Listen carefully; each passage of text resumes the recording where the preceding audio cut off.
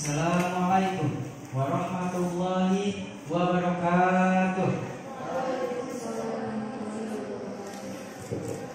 Innal hamdalillah nahmaduhu wa nasta'inuhu wa nastaghfiruh wa na'udzu billahi min syururi anfusina wa min sayyiati a'malina. May yahdihillahu fala mudilla lahu wa may yudlilhu fala hadiya lahu. Asyhadu an la ilaha illallah wahdahu la syarika lahu wa asyhadu anna Muhammadan abduhu wa rasuluh la nabiyya ba'dahu. Allahumma shalli ala Muhammad wa ala ali Muhammad. Yang terhormat Dewan Juri yang arif dan bijaksana, kakak-kakak panitia yang semangatnya luar biasa, serta hadirin semua yang berbahagia. Pertama-tama, marilah kita panjatkan puja dan puji kehadirat Raja dari segala raja yang dicinta oleh seluruh dunia dan Sang Pencipta alam semesta, yakni hanya Allah Subhanahu wa Ta'ala. Rahmatnya seluas langit dan bumi, hidayahnya sebesar penjuru galaksi, dan ampunannya sedalam lautan yang tak bertepi. Nikmat Allah yang akbar tak akan pernah terukir dengan sajak-sajak yang indah dan aduhai sekali. Salawat bermutiarakan salam tetap tercurah limpahkan kepada junjungan alam Habibana wa Nabiyana Muhammad sallallahu alaihi wasallam. Saya ingin menyampaikan satu dua patah kata yang insya Allah akan saya patahkan menjadi beribu-ribu kata, bahkan menjadi berjuta-juta kata, dengan judul membangun jiwa Islami melalui keberanian sang Nabi. Nabi Muhammad SAW dikenal dengan tekun dan sabar. Selain itu, beliau juga mempunyai keberanian yang besar. Lantas, keberanian apakah yang beliau tunjukkan? Salah satunya adalah keberanian beliau dalam hal berperang. Dan perang apakah yang saya maksud? Simak baik-baik. Yang pertama, pada peristiwa perang Uhud. Pada saat itu, kaum muslimin diserang oleh kaum musyrik yang kemudian mengepung Rasulullah SAW dan melukai wajah beliau. 7 pasukan dari kalangan Ansor pun tewas dalam keadaan syahid. Namun demikian, Rasulullah tidak pernah gentar. Beliau selalu maju paling depan untuk membela agama Allah Subhanahu wa Ta'ala.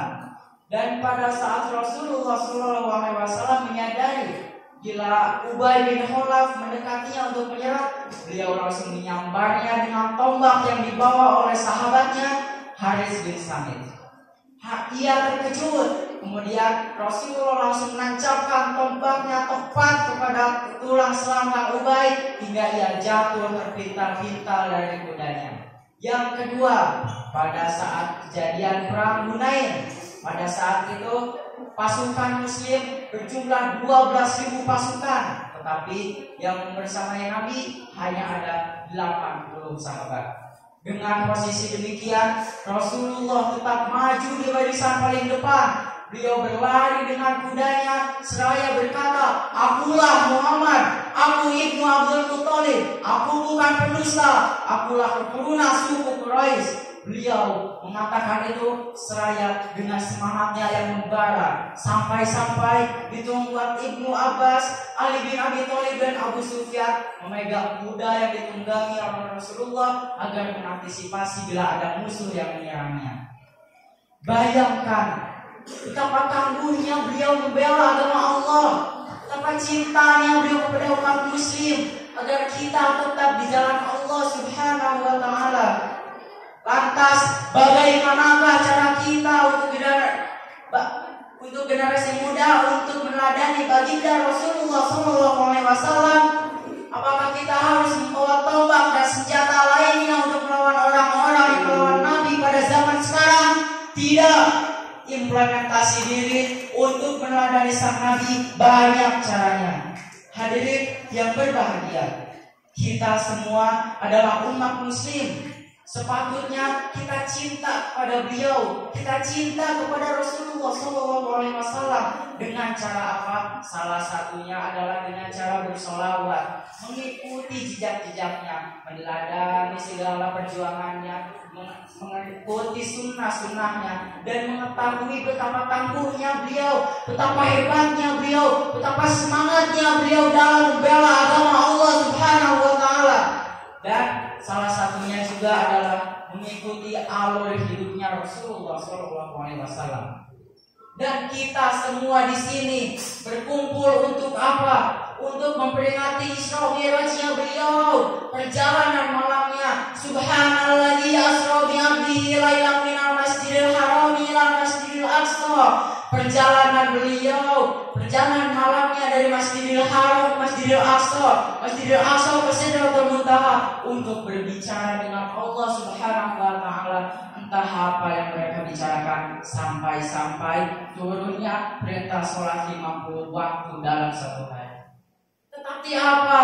Rasulullah ragu. Kita umatnya, umat muslim tidak akan mampu melakukan 50 waktu dalam satu hari. Turunlah beliau kepada Nabi Musa alaihissalam. Seraya bertanya, ya Musa alaihissalam, apakah umatku akan mampu melakukan 50 waktu dalam satu hari? Musa menjawab, lah, tidak, umatku tidak akan mampu melakukan itu. Baliklah lagi engkau kepada Tuhanmu. Bolak-balik sang Nabi dari Musa ke Allah, dari Allah ke Musa, dari 50 ke 45, dari 45 ke 40, sampai tiba di titik 5 waktu saja dalam satu hari. Bayangkan betapa cintanya Rasulullah kepada kita, betapa sayangnya Rasulullah kepada umat manusia, betapa memperdulikannya beliau kepada kita semua. Baik, sebelum saya tutup pidato saya, marilah kita seraya melantunkan sholawat kepada baginda Rasulullah SAW bersama-sama. Allahumma sholli ala Muhammad wa ala ali Muhammad. Mungkin sekian yang dapat saya sampaikan. Maaf bila ada banyak kesalahan. Ditutup dengan nun wal qalami wa ma yasturun. Wassalamualaikum warahmatullahi wabarakatuh.